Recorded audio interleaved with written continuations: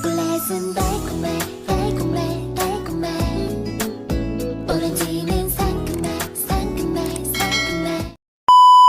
Hello, what's up mga peeps? For today's vlog, nagluto nga ako ng kanton na masarsa. Oy, ganun. Ito na nga guys yung mga sangkap natin. So ayun na nga guys, sinagyan ko kaunti ng mantika para igisa ko ang laman ng baboy. At yan guys, pagkatapos kong ginisa ang baboy, ilalagay na natin ang bawang. At pagkatapos igisa ang bawang at ang laman ng baboy, igisa naman natin ang mga gulay nito. So ayun na guys, ilalagay na natin ang toyo. Ang 2 pirasong chicharon.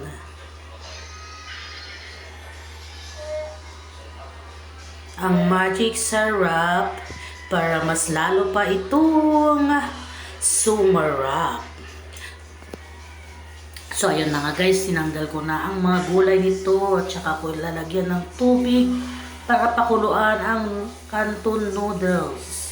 So inilagay ko na nga ang oyster sauce, ang nor pork, ang paminta,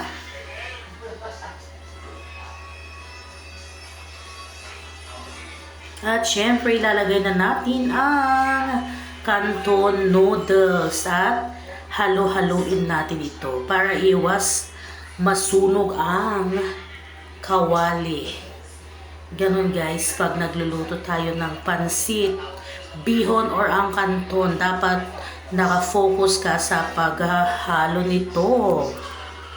So yun na guys, malapit na siyang maluto. So yun na guys, tadan! It's mukbang time! Wow. Promises, napakasarap.